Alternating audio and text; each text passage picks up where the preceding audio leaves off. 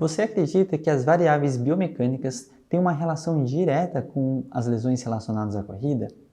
Você provavelmente, toda vez que conversa com um corredor ou reabilita um corredor, você com certeza conversa sobre tênis, padrão de pisada, tipo de pisada, e a gente precisa entender um pouquinho melhor por que essas variáveis são tão importantes e tão enraizadas na cultura da corrida.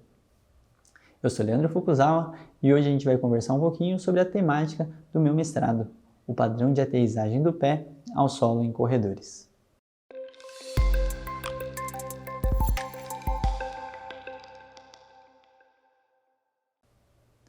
Para a gente entender um pouquinho como isso realmente é forte nos corredores, eu apresento esse estudo aqui do meu grande amigo Bruno Saragiotto, onde ele verificou as crenças relacionadas aos fatores de riscos de lesões relacionadas à corrida em corredores e treinadores. Esse estudo, muito interessante, qualitativo, ele verificou que as principais crenças que os corredores têm estão relacionadas ao padrão de pisada, ao tipo de tênis e diversas outras variáveis biomecânicas. Ou seja, isso se torna muito importante e a gente precisa antecipar e saber o que conversar com os nossos corredores, com os nossos atletas em relação a isso. E para a gente falar disso, a gente precisa primeiro voltar alguns passos. Caso você não saiba, a gente tem 3 tipos de padrão de pisada. A gente tem o retropé, médio pé e antepé. Então, dentro dessa distribuição, o que a literatura traz, o que é mais comum é a pisada de retropé, onde praticamente 90% dos corredores apresentam esse padrão de pisada, variando um pouquinho de 70 a 95. Já em relação a médio pé e antepé, a gente vê uma distribuição menor e mais relacionada a uma variável de 20 a 5%, aonde apresenta esse padrão específico. Mas a gente precisa entender um pouquinho mais como que uma moda muito específica surgiu, que é o famoso correr descalço, né? Dentro da literatura você vai encontrar em inglês o termo barefoot. Então, essa terminologia começou a se popularizar por causa de um cara que se chama Daniel Lieberman. Daniel Lieberman é um grande pesquisador e um grande antropólogo e fez uma grande publicação numa das principais revistas científicas, a Nature. Nessa revista, ele fez um estudo transversal para demonstrar qual era o padrão de aterrissagem do pé numa tribo indígena africana que nunca teve grandes contatos com calçados. E aí ele fez um achado muito interessante, verificando que pessoas que não tiveram tanto contato com o tênis acabam tendo uma predominância maior de pisada com médio pé e antepé. Então, para tentar proteger aquele contato inicial, eles acabam utilizando a mola da região do tornozelo e usando a musculatura flexora plantar para aterrissar essa chegada ao solo. E isso acaba sendo muito relevante e em cima disso outras coisas começaram a surgir. Uma delas é um livro muito famoso que todo corredor ou você que é curioso do assunto deveria ler, que é o livro Born to Run. Nesse livro é muito interessante que ele conta um pouquinho de como que era essa tribo indígena e todas essas questões relacionadas à corrida e diversas outras curiosidades em relação a isso. Mas a grande questão é que após essa publicação da Nature e desse livro, a questão da corrida descalça e da pisada antepé acabou ganhando uma grande popularidade. E aí começaram a surgir as corridas descalças e também alguns tênis em relação a essa pisada mais antepé e médio pé. Uma delas é o Five Fingers. E para a gente entender um pouquinho mais o quão realmente relevante é isso, a gente precisa entender o que ele encontrou a mais, principalmente dentro das variáveis biomecânicas. Então aqui na tela você está vendo agora o que a gente chama de força de reação do solo. Ela é uma variável biomecânica muito relevante, aonde ele começa a ver o comportamento das energias que tem nessa ação e reação. Então aqui nessa primeira imagem você pode ver que esse perfil é o perfil de um corredor que chega com a região do retropé. E repare que ele tem 2 picos de impacto. Esse primeiro é em relação a esse primeiro contato dele ao solo, aonde é uma das variáveis mais preocupantes em relação às lesões relacionadas à corrida. Ou seja, quanto menor for essa curva, melhor seria e menos lesões aconteceriam.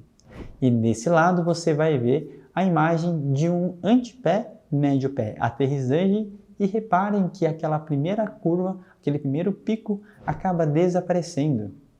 Então, nessa hora, me parece muito interessante em relação ao processo do primeiro pico de impacto ter desaparecido e isso ser mais protetivo para o nosso corpo e principalmente diminuiria as lesões relacionadas à corrida. Mas será que essa plausibilidade ela é suficiente para a gente falar que realmente isso protegeria o corredor? Então a gente precisa entender um pouquinho outras coisas. Olha de novo outro estudo biomecânico super interessante, aonde mostra que os corredores com a região do retropé acabam tendo maior estresse na articulação patelofemoral e os corredores com a corrida antepé e médio pé acabam tendo mais estresse com a região do tornozelo. Então, nessas horas, a gente precisa lembrar um pouquinho de toda a questão epidemiológica. Lembrem que, dentro das lesões relacionadas à corrida, as principais lesões estão concentradas na região de tornozelo e pé e também na de joelho. Então, fica um pouco dessa preocupação. Mas nessa revisão sistemática que o mesmo grupo do meu orientador Alexandre Dias Lopes fez, eles mostraram que as principais lesões estão relacionadas a tornozelo e pé, e a questão do joelho, especificamente na população de longa distância, ultramaratonistas. Então a gente precisa conseguir distribuir bem essa informação para saber quando que a gente se preocupa com ela. Então não quer dizer que o joelho não seja uma preocupação do corredor, mas são populações específicas, onde a literatura traz que a principal foco de atenção que a gente deveria ter seria em relação ao tornozelo e pé. E aí eu te pergunto, será que a gente tem que realmente trocar esse padrão de pisada, tentando pensar na diminuição desse impacto? Será que todo impacto realmente é negativo? Então aqui é uma das coisas super interessantes que a gente tem que se preocupar para não fazer uma relação tão direta e exclusiva e linear de que mais impacto realmente geraria mais lesão. Porque até então a gente está vendo que essa distribuição não faria tanto sentido em relação a isso, certo? Então, como que a gente realmente conseguiria descobrir se esse tipo de padrão de aterrissagem poderia ser mais lesivo? E aí a gente precisa falar desse estudo que saiu em 2016, fazendo essa comparação e um acompanhamento longitudinal em corredores que tinham uma predominância com retropé e uma predominância com antepé e médio pé. E nesse estudo a gente realmente conseguiu confirmar o que a gente está falando em relação a todo esse processo, que a distribuição das queixas seriam diferentes e não necessariamente as taxas de lesões. Ou seja, o padrão de aterrissagem não influencia em ter mais ou menos lesão, e sim em distribuir as queixas dentro do corpo do corredor em lugares diferentes.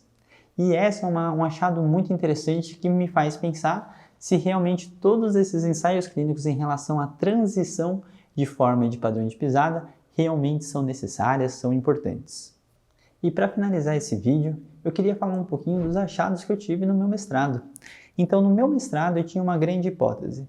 Se o estresse na articulação da patelofemoral é realmente diferente entre os padrões de pisadas diferentes, será que o corredor alterava esse padrão de pisada simplesmente para facilitar a manutenção dele na atividade?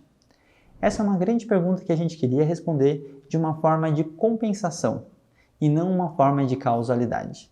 Então, nesse estudo, eu coletei 122 corredores, 61 para cada lado, tentando entender qual que seria a diferença entre essa distribuição do padrão de pisada. E dentro dos meus principais achados, eu verifiquei que a predominância do estilo retropé ficou mais ou menos com 95%, e a predominância do estilo médio pé e antepé acaba sendo muito pequena, ficou entre uns mais ou menos 5%.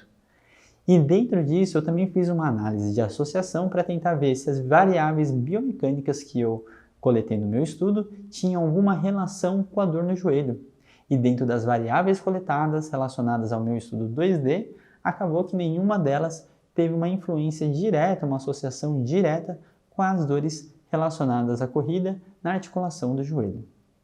Eu espero que você tenha curtido esse vídeo e não esqueça de deixar seu like aqui, comentar sobre o que você achou e compartilhar com seus amigos. Um grande abraço e até a próxima.